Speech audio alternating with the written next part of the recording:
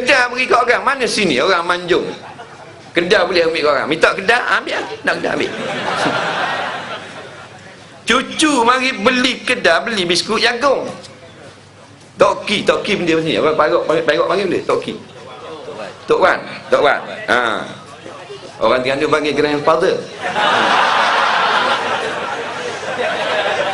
Toki buka kedai rucik dalam kampung. Cucu mari beli. Ha, Toki biskut jagung 20 sen. Ha, bubur. Buka tank biskut, buka bubuk atas menimbang. Lebih sekeping masuk alik dalam tu. Toki, ayah budak tu anak dia.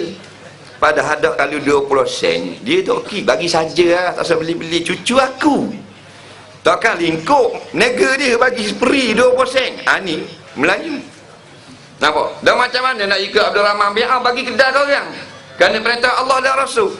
Cucu mari beli lebih sekeping, ambil balik masuk lantau.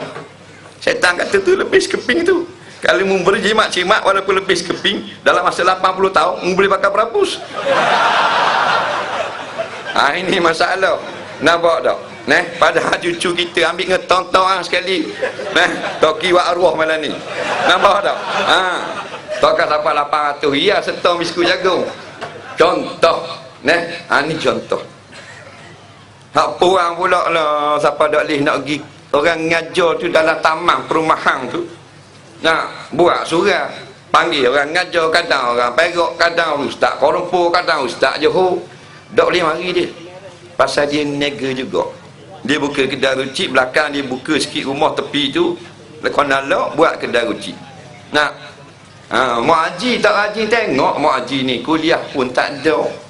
Orang buat belajar Quran pun tak mari. Mak haji tak boleh pergi, mak haji buka kedai rucik.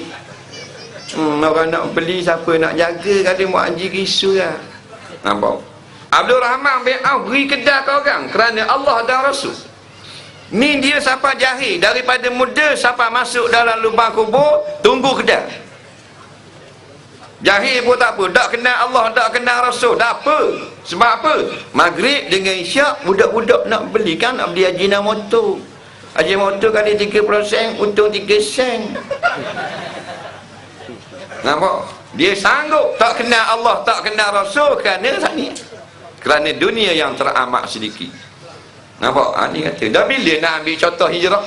Sahabat-sahabat sanggup tinggal kapal lamang, tinggal harta benda. Nampak? Kedai kecil. Kalau nega kapal selang, dah untung lagi kalau kita dah hadir kuliah maghrib. Kalau kita nega jet Boeing 747 lagi, dah untung lah kalau kita meninggalkan belajar ilmu akhirat. Kerana orang tak ada ilmu akhirat, sama macam terjun dalam laut tak pandai berenang. Nampak? Kata Sayyidina Abu Bakar As-Siddiq yang berhijrah mula-mula dengan Rasulullah SAW, man dakhala al-bahra bila zadin faka'annama man dakhala al-qabra bila zadin faka'annama dakhala al-bahra bila safinah. Siapa yang masuk di dalam kubur dengan tidak ada bekal, maka sama seperti terjun di dalam laut tak ada pelapung. Ini kesian. Ibu bapa kita tak belajar agama, lala. Tok nyang kita, tok wang kita, nenek moyang kita dulu, adik-beradik kita sekarang, mak saudara, pak saudara, pak sepupu, macam-macam panggil ustaz buat kuliah, dia tak heran, duduk dalam kejahilan. Maka bila dia mati, sama seperti Sayyidina Abu Bakar kata, masuk dalam kubur tak ada ukat. Sedangkan soalan-soalan bertubi-tubi akan ditanya di dalam kubur. Nampak? Ha, ni kata bila dunia lebih sangat, akhirnya akhirat tertutup. Nah, tak ada. Sama kita ambil mak ayah kita, tok nyang, tok wang kita pergi tengah laut, sampai dekat 50 kaki, 100 kaki, kita tolak mak ayah kita biar lemah di dalam laut. Maka begitulah mak ayah kita yang mati masuk dalam kubur, tidak ada bekal akhirat, tak ada tahu tentang akidah, tak kerti halal haram, sah batal semayang. Ni yang berlaku. Sebab tu dalam hadis yang lain, Al-mayyitu bil qabri kal ghariqil mughawwis yantazir da'wata ahlillah. Al-hadis. Orang yang mati, mayat dalam kubur ni seperti orang yang sedang lemah, meminta tolong, menunggu-nunggu doa pertolongan daripada rakan handai taulangnya, yang ini berdoa kepada dia. Nampak? Dah kakak seorang mati. Nah, orang kata mati dah Pak Mak, mati. Mati dah Pak Leh. Esok orang kata mak yang matilah, mak jah mati pula. Mati. Orang kampung dia tahu. Ada bekal tak? Tak ada bekal. Seperti masuk dalam laut, tak ada pula. Kasihan. Nampak? Ini masalah. Sayang sangat ke dunia, jaga kedai kecil je. Siapa tak pernah mari hadir kuliah. Hak tu hak jaga kedai. Hak sayang dia punya bisnes, hak sayang tu sayang bini ada tak? Tak boleh mari ni cik.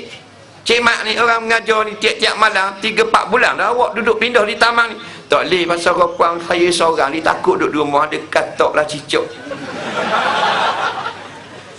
Katok bukan besar dinosaur. Tu lain. Kata ulama-ulama dalam bab solat Jumaat, kita tak apa dah hadir solat Jumaat kalau ada binatang buah. Nampak? Yang kalau kita keluar dia terekam kita. Tak apa. Walaupun sepanjang umur dia tak hadir Jumaat, pasal binatang besar ni dia mari hari Jumaat dia tunggu. Contoh. Nampak? Sebab bila kita keluar mudarat nyawa.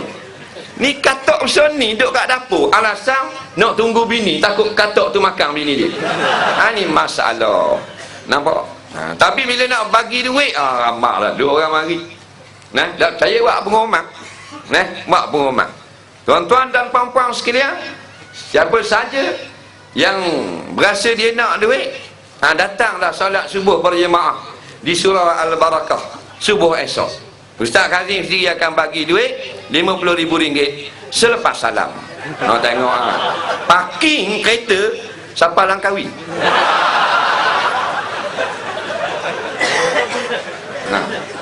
Ni kita gelak ke kita sendiri tu. Inilah bukan kita tambah duit. Semua orang nak duit. Tok Imam nak duit, saya pun nak duit. Semua orang nak duit. Tapi jangan sampai kita masuk dalam kubur jahil hukum agama. Tapi hak tu yang